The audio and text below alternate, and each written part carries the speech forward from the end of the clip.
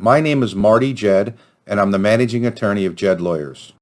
I want to explain to you our zero balance review, and when we're engaged, this is the first process that we employ to help our clients and to collect cash as quick as possible. So the term zero balance review are those files where the medical provider has received some sort of payment and either has written off the balance or taken no further action to collect that payment. So once Ged Lawyers are retained, we go in and we identify those cases, which we call a zero balance review, through our look-back process.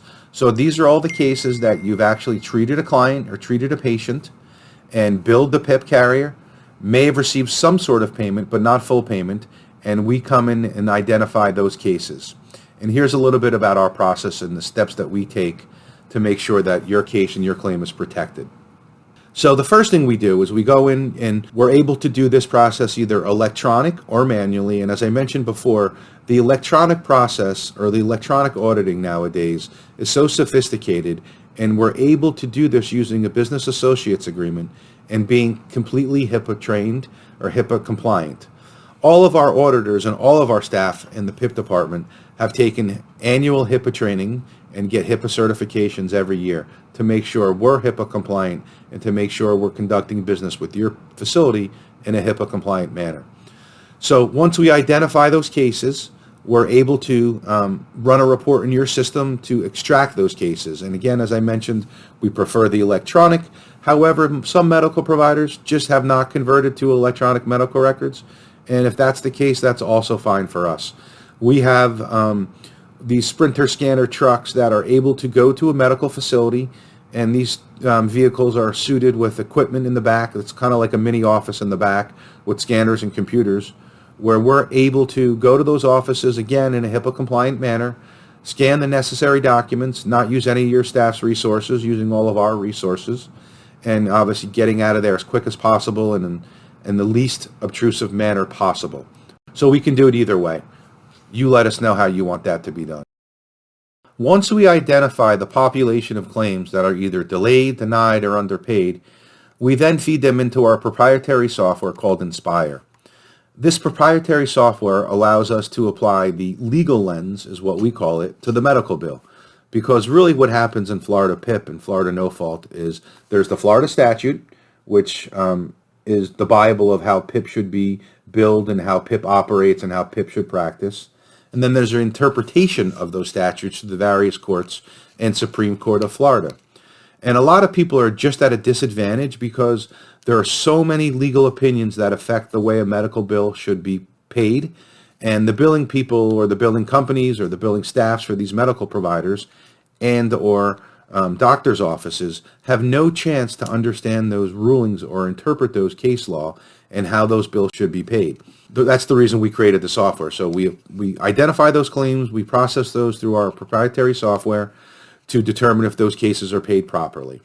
If the case is paid properly, we close the file and nothing further is done. If the case is not paid properly, we will then prepare that statutory demand letter, as I had mentioned to you before, and that's like a mini complaint where we send a notice to the insurance company with specific facts and specific calculations and put them on notice and give them a second opportunity to pay this bill correctly. That demand letter has to be sent certified return receipt mail to the insurance carrier, and if there's any defects in that demand letter, the insurance company is now provided with an affirmative defense that we sent a defective demand letter. So it's critically important for you to understand, whoever is doing your PIP cases or your PIP suits, that they're preparing the demand letters properly, because if that case gets into the suit phase and there's a defective demand letter, you've wasted all your time and you're going to be subject to opposing counsel's fees and costs. Once that demand letter is sent to the carrier now has 30 days to respond to that demand response. So we mail out the demand response. State Farm, Geico, Progressives of the world receive the demand letter. The adjuster reviews it. And about 90% of the time those demand letters are sent out, there's a check accompanying the demand response coming back. So out of every 100 demand letters we send, about 90 of those come back with a check and basically paying the case properly, which is very unique. That, again, takes 2 times to get this bill paid properly. So the demand letter goes out, a demand response comes in, and this is where we provide our payment certification verification, where only our attorneys at Ged Lawyers review those responses from the insurance carriers. If you were ever to review one of these or put your hands on one of these and read these, it's almost impossible to understand what the insurance company is saying, and it makes it look like they've paid the claim properly. If that's the case, as I mentioned before, we close the file and nothing further is done.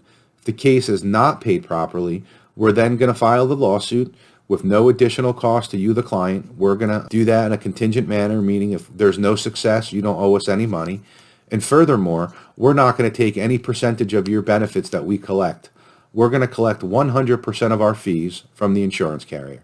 So very big distinction. You as a client or a medical provider will never be writing me a check. I will only be delivering you checks and get my fees and costs paid for by the insurance company. That's really important to understand.